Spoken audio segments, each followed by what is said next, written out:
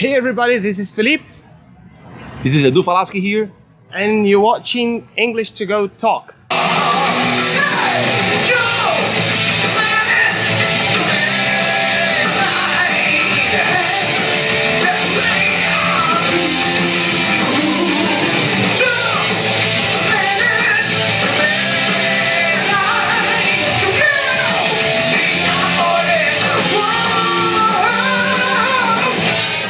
Pô, Edu, brigadão por estar aqui, né, conversando com a gente no canal. Foi super legal da sua parte, você estar conversando com a gente.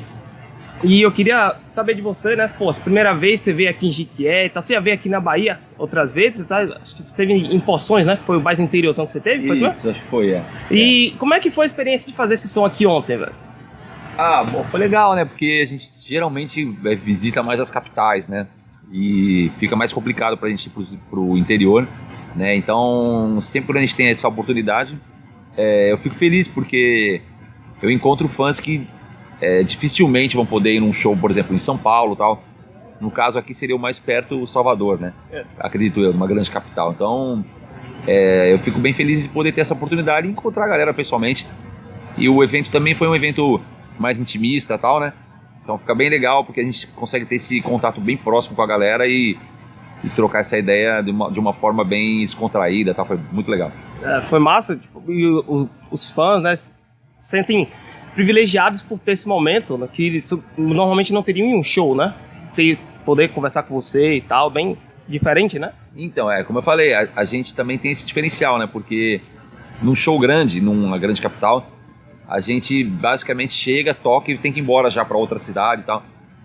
E quando tem um evento que é um workshop, que é uma coisa mais tranquila, mais calma tal, a gente tem mais tempo, rola essa interação com a galera, né? E num show das minhas turnês, por exemplo, que eu fiz com o Angra, as turnês do Almar, agora a turnê com a Rebirth of Shadows Tour e tal, fica mais complicado, né? Porque, como eu te falei, a estrutura é maior, então tudo, o tempo é muito menor tal, e a gente não tem essa oportunidade de trocar ideia com todo mundo, né?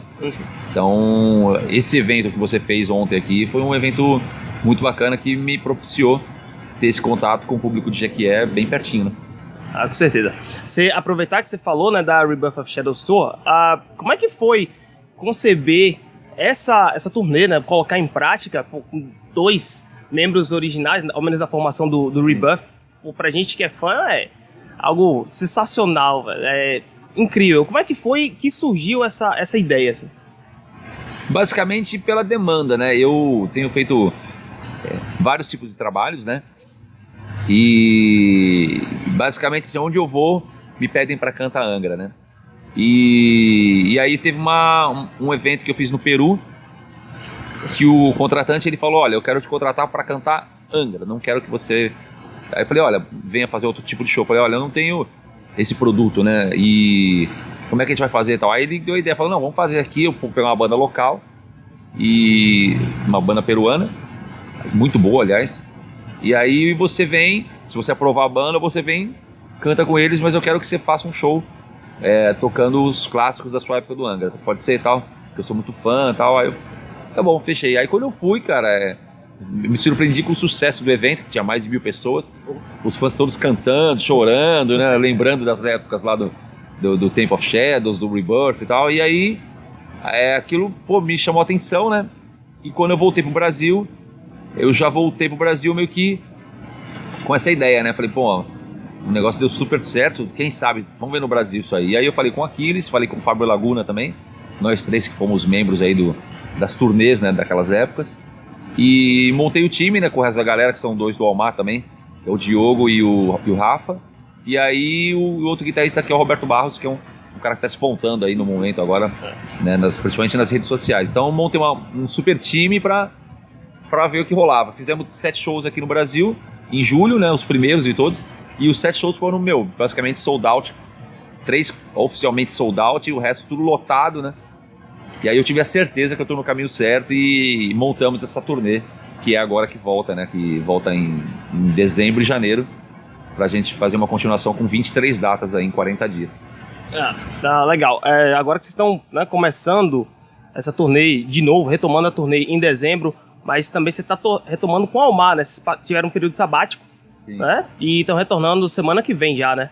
Exato, a gente vai fazer um show, na verdade, em São Paulo, né? Que é um show bem bacana, tocando basicamente as músicas do disco novo, que é o Ivo. E a gente espera poder fazer mais eventos com o Almar no Brasil também e fora, né? A partir do ano que vem. Mas tudo vai depender um pouco de como o que vai acontecer com essa segunda parte da turnê da Rebirth of Shadows Tour e a proporção que isso vai tomar, né? Então, espero poder conciliar tudo, né? Para conseguir fazer tudo. E você pensa em fazer algum registro desses shows, tanto da turnê do Evil, que está, né, tá começando agora, ou, enfim, os planos para a turnê, e a turnê do Rebirth of Shadows Tour em DVD, ou registrar e lançar no YouTube, alguma plataforma digital para entregar esse material para os fãs? Então, do Almar já está em andamento, a gente já está conversando aí, já está fazendo planejamento para um DVD, né? E acho que consigo fazer isso aí no ano que vem. Um produto audiovisual comercializável, vamos dizer assim, da Rebirth of Shadows Tour é um pouco mais complicado, porque esbarra em direitos autorais, né? Então, tem muitas músicas que eu fiz junto com o pessoal do Angra naquela época e tal, então é um pouco mais complicado, mas acho que é possível, sim, acho que não tem problema, acho que é bom para todo mundo e é mais uma questão de entrar em acordos, né? Uhum. E fazer o produto, mas eu não tenho nada programado ainda, não pensei ainda nesse tipo de produto para a Rebirth of Shadows Tour. Uhum. Ontem, depois do evento, a gente conversando, trocando algumas ideias, a gente falou um pouco sobre essa questão do empreendedorismo e tal, né? Que a gente tem que ter coragem e tal. Sim. E uma coisa que me chama muita atenção recentemente são os músicos tipo o Kiko, né? O Kiko, que tem, sei lá, vários cursos online e tal. O Felipe, né, tem um curso o Felipe Andreoli, baixista do Angra, tem um curso dele de modos gregos. Marcelo Barbosa também. Enfim, vários.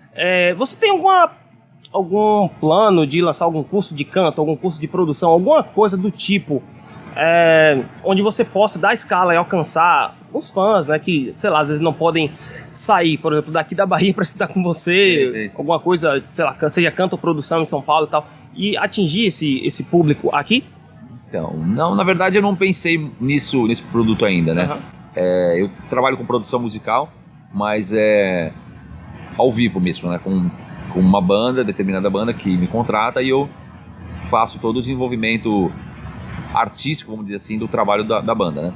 Agora, para fazer esse tipo de produto, você tem que ter bastante tempo e dedicação, né? Sim, sim. E eu tô com muitas outras coisas, entendeu?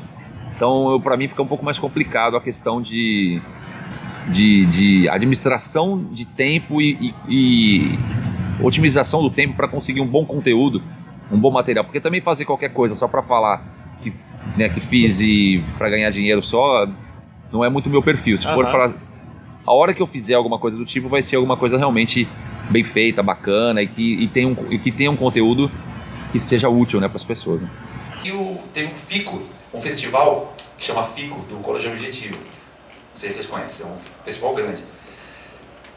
Pô, montaram uma banda lá, tal, chamaram um tecladista, vamos entrar no FICO, vamos lá, não sei o que. Entramos e tiramos o segundo lugar do festival, um festival nacional, né? E aí ficamos em segundo lugar. Nunca tinha feito show na minha vida, no primeiro show já tem 5.000 pessoas, porque era no Paralamas que ia encerrar o festival. O ginásio Ibirapuera, gigante, assim. Nossa, aí só que a gente ficou em segundo lugar. E aí foi engraçado, porque aí, quando saiu dali, até então eu era amador, né? não nem pensava. Tipo, eu queria, na verdade, ser jogador de futebol. Bom, agora direcionando um pouco para essa parte do inglês, né? Eu queria saber de você, que na verdade isso sempre foi uma curiosidade que eu tive, não só em relação ao Edu Falaschi, mas em relação a todo músico de metal, né? Quando eu tava aprendendo inglês, eu sempre me perguntava, pô, como é que esses caras aprenderam, será que eles foram para curso e tal? Então, aproveitar a oportunidade e te perguntar isso, como é que foi que você aprendeu a falar inglês? Já vi que você, além de inglês, fala outros idiomas, né? Japonês, italiano. E como é que foi o processo que se deu? Como é que você foi pra escola? Você aprendeu na raça mesmo, viajando e tal? Bom, eu sempre gostei muito do inglês, né? Porque era a língua-mãe das bandas que eu escutava, né? E para eu entender as letras, para eu decorar as letras das bandas que eu gostava, que era, no caso, as que eu cresci ouvindo, né? O Iron Maiden, Dio, os Scorpions, Metallica. Metallica veio depois, né? Mas assim, Black Sabbath e tal. Eu comecei a pesquisar muito isso, né? Na internet da minha época, que eram as enciclopédias, que eram os dicionários, né? E aí eu e meu irmão, basicamente, a gente ficava assim, né? Decorando as letras e acabamos aprendendo muito do inglês, né, nesse tipo de formato, né? Lendo bastante, pegando os encartes dos discos, né? Como eu falei, era um encarte, o dicionário do lado, né? E estudando bastante, então isso me ajudou muito. Na escola, como eu já gostava do inglês, eu me dedicava mais, né? Mais do que o normal que as pessoas se dedicam para as aulas de inglês, né? Então isso me ajudou também. E, obviamente, as viagens, né? Que eu comecei a fazer com o Angra, as internacionais, eu tive que falar inglês, né? Praticamente todo o tempo, né? As entrevistas eram todas em inglês, então isso me ajudou a aprimorar o meu inglês e a desenvolver as técnicas, né? Utilizadas para a gente conseguir pensar em inglês, né? Você não tem que pensar, ouvir inglês e traduzir, pensar em português, que é o errado, né? Que muita gente faz isso. Então, o ideal é você trabalhar o inglês como se ele fosse uma coisa natural e sem você ter que fazer tradução, né? Então, as viagens foram especiais, assim, para esse tipo de treino, né? Então, foi assim que eu comecei a aprender. Você falando disso aí, quando a gente começa a falar, que a gente começa a traduzir sentença por sentença, palavra por palavra, na verdade, né? Isso acaba demandando um processamento muito grande do cérebro, a gente acaba cansando, né? Muito fácil, então. Não, exato, então eu, com as letras das músicas, por exemplo, obviamente tinha muita coisa que eu não entendia, que quando você vai traduzir com o dicionário e tal, fica meio que ao pé da letra, você tem muita expressão idiomática, né? E a gente... Aí, o que eu fazia? Aí eu ia pra escola, mostrava pros professores e tal, eu falava, olha, eu não tô entendendo isso aqui, como é que é? E aí essa curiosidade gerou o aprendizado, né, mais rápido. Então, aí eles me explicavam, não, isso aqui você não pode traduzir assim, porque senão vai ficar errado, tem essa questão de ser uma expressão idiomática e tal. Então, essas coisas eu fui aprendendo, assim, meio que na raça, né? E em relação a alguma história curiosa que você teve, assim, sei lá, você viajou pra um lugar e teve alguma treta, né, porque você falou a palavra errada, enfim, alguma coisa do tipo. Você tem alguma história curiosa assim? Então, não, na verdade, no inglês não, né? Até porque a maioria dos países que eu visitei com o Angra, onde o Angra e o Almar são bem conhecidos, são países que não falam o inglês como língua mãe, que é o Japão, a França, né? Itália, Espanha. Então, assim, eles falam inglês muitas vezes pior do que a gente, né? Então, em alguns casos, né? Então, fica mais tranquilo, assim, de realizar esse entendimento, né? Porque eles falam de uma forma pausada e tal. Mas eu tive alguns episódios de entrevistas por telefone, por exemplo, que aí você tem que fazer, que chama, né, as entrevistas quando eu não tô ainda no país, eu tô aqui no Brasil, mas tem que fazer as entrevistas para divulgar um disco e tal. E aí, sempre as entrevistas para Inglaterra eram, assim, o meu calcanhar de Aquiles, porque o sotaque inglês é muito carregado, né? Muito carregado. E quando tinha algum jornalista que fosse, por exemplo, irlandês e estivesse na Inglaterra ou para a própria Irlanda mesmo, era sempre uma dor de cabeça. E a Inglaterra também. Então, aconteceram alguns episódios, na verdade né, basicamente, que a ligação já não estava boa, já era meio difícil de entender. E ele falava muito rápido, muito rápido. E assim, com um sotaque muito forte. E aí muitas das perguntas assim, né, I beg your pardon, tipo, não entendi, me desculpa, pode repetir por favor e tal. E aí, o que acontecia? O cara ficou meio irritado, assim, né? Depois da terceira vez que eu falei, desculpa, eu não entendi, tá? Aí ele comentou, por que no Brasil é tão difícil de entender o inglês, né? Aí eu falei, olha, no Brasil, na verdade, a gente entende inglês, é que a gente aprende, basicamente, a grande maioria das pessoas, o inglês dos Estados Unidos, né? E o inglês que vocês falam, só vocês falam. Aí eu falei pra ele ficou bravo. Então, assim, ele foi me tirar, né? Eu falei, cara, na verdade, assim, eu falo inglês e entendo inglês, mas é que o seu inglês é muito difícil mesmo. E depois ele acabou fazendo uma brincadeira, falando, de fato, realmente, o inglês britânico é bem carregado mesmo e tal. E e foi só naquela questão, né? Claro, eu fiz várias entrevistas para a Inglaterra, a grande maioria é tranquila, né? Normal. Mas é que de vez em quando você pega um jornalista que tem um sotaque muito forte, né? Mesma coisa que você pegar um gringo, né? Que fala um pouco do português e colocar uma pessoa que vai conversar com ele que usa muita gíria ou que tem um sotaque diferente. Carregado, né? O cara aprende, por exemplo, o português, vamos supor, de São Paulo, né? E vem conversar com o pessoal do Rio Grande do Sul ou o pessoal da Bahia mesmo, né? Sim. Pô, é um outro jeito de falar, né, tal, o jeito, a comunicação é totalmente diferente, a acentuação, o sotaque e tal. Então isso com certeza para um gringo dificultaria, né? No meu caso foi a mesma coisa, nesse caso aí dessa entrevista, né? Então foi isso. Não dá pra esperar que a gente consiga dominar todos os sotaques que existem no mundo, é complicado. É impossível, né? Então, e depende muito do timbre da voz da pessoa, às vezes o cara fala um pouco mais assim, tipo, mais enrolado e mais enrustido. Pô, aí fica complicado pelo telefone, você fala, nossa, o que esse cara, o que ele quis dizer? Então você vai meio que pelo sentido do geral da frase, né? Pra pegar e responder, mas foi uma situação que eu passei aí, mas normal.